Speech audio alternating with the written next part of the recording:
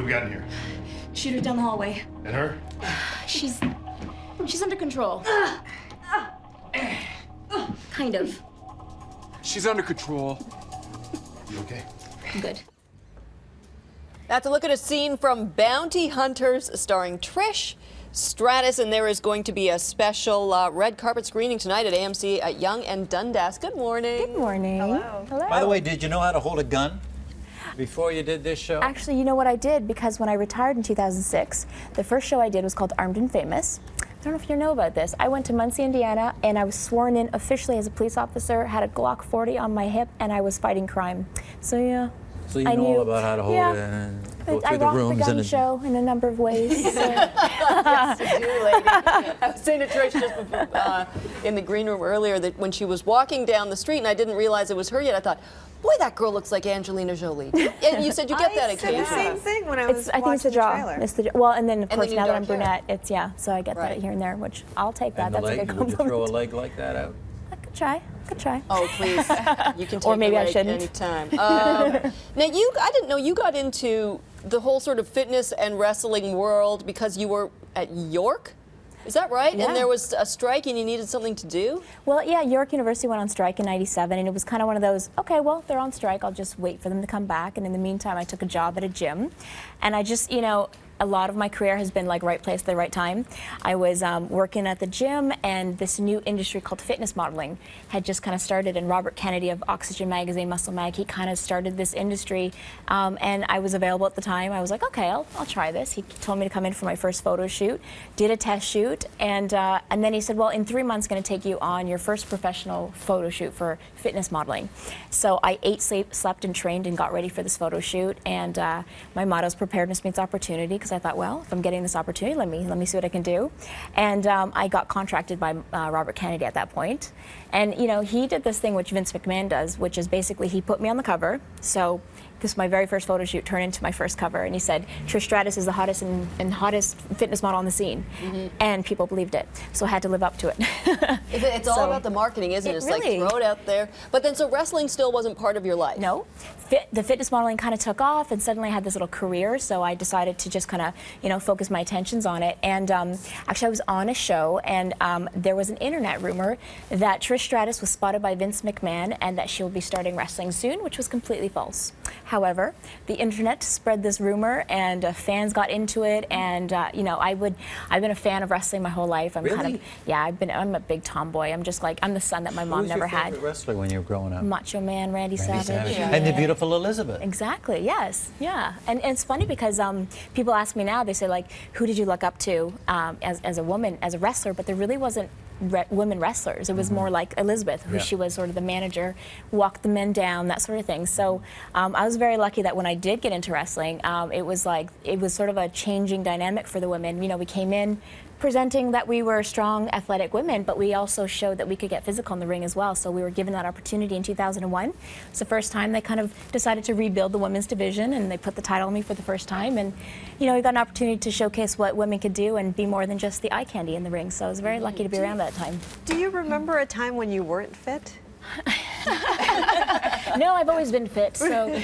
Born fit. But you know what? It must take a lot of extra work, though, to be at that level. Oh, it does, definitely. It's an ongoing thing, but fitness has always been a part of my life. My mom's very active, and she's my role model, my fitness role model, and just in many ways she's my role model. So you never had love handles at any point in your life? I've had stages of love. Actually, when I was in Muncie, Indiana.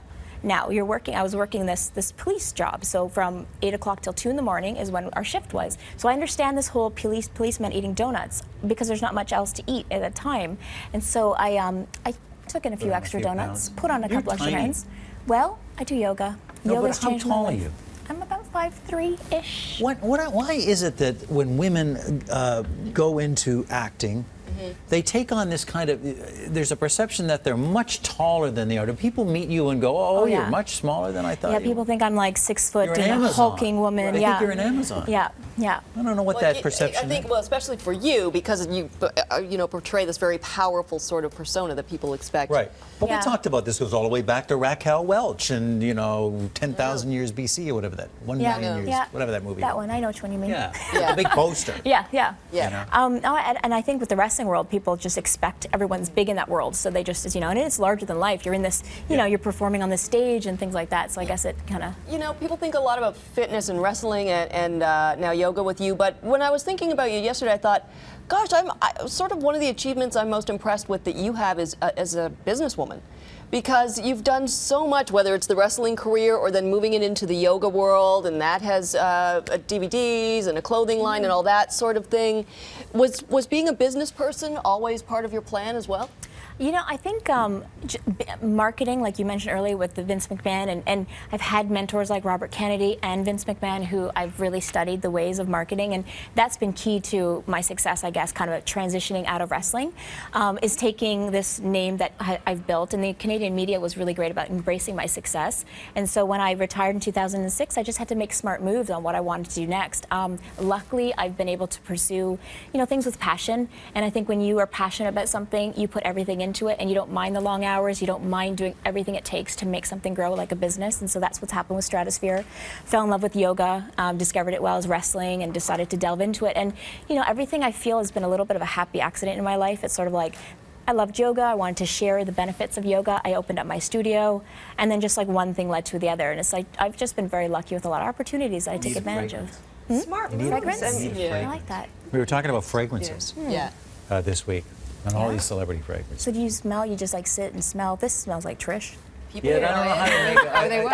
I don't know how they determine it, Think about it. but it's all marketing. Yes, definitely. I was going to ask you, you sort of glossed over making smart moves, but that's not an easy thing to do. You can take a look at other careers that sort of hit a dead end after one phase. So what was it about, you know, how you were handling your career that you were able to transition from one thing to another? I guess just The right people around you? absolutely having a strong team around me, and just I really try to surround myself with people who are as passionate about what I'm doing, and we're all kind of, you know, looking to grow the business and also just spread the message. Like when I went into the yoga studio, initially I thought, well, it was something that I had been going downtown for. I live north of Toronto, and it was just like, well, there's nothing like this here. So I opened up the yoga studio. Being around the yoga studio, it gave me about, you know, the last 3-4 years, I've had a chance to watch my instructors, watch my students. As a practitioner, I can see what a yoga student wants, and ultimately I'm delivering the message of health and fitness. So that allowed me, it's kind of like I had a little laboratory there that I could, you know, decide what I wanted to do. Trish, we're almost out of time. We haven't even talked about your movie Oh, yeah, Bounty so I have a Hunters. The movie coming DVD out. comes out today, yes? Yes. And there's also the red carpet, which is happening tonight at the AMC Yonge and Dundas. Tell people real quick what it's about. Bounty Hunters is a butt-kicking movie. It's great. Basically, you know, there's a down on our luck bounty hunters. We go out, we get a guy who the mob wants, and of course when the mob gets involved, a bunch of moral dilemmas happen, action ensues, lots of butt-kicking. Right, I was going to say, Strong people miss you in the female. ring at all. Yeah, they can they'll get a get little their dose fix. again this time. Absolutely. So good to talk to you. Thanks. Thank you so much, and for details again on that red carpet. And there's also going to be an autograph signing at Sunrise Records on Yonge. Go to morningshow.ca. Trish Stratus, pleasure to see you. Thanks, you guys. Are you Appreciate going it. to be back Just with about 20 the after Tough 8. We'll be right back. Enough? If it returns, I'll return. Yeah.